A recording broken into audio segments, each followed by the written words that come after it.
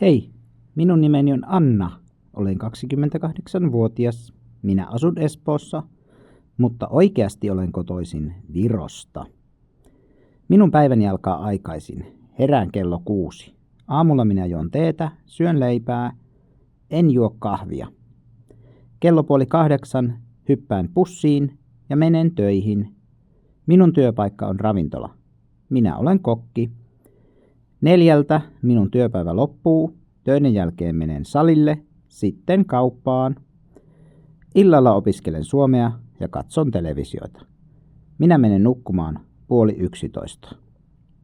Hei hei!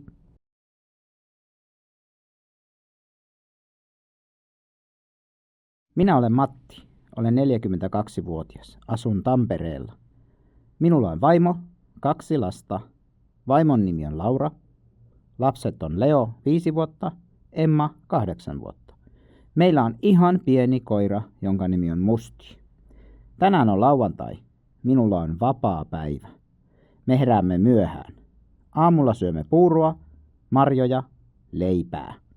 Minä ja Laura juomme ison kupin kahvia. Aamupalan jälkeen lähdemme ulos. On kaunis sää ja aurinko paistaa. Me kävelemme metsässä ja mustikoira juoksee iloisena. Kello 1 tulemme takaisin kotiin ja Laura tekee ruokaa. Tänään syömme makaronilaatikkoa. Iltapäivällä lapset leikkivät omassa huoneessa ja minä luen kirjaa. Kello 6 meillä on saunavuoro. Menemme saunaan.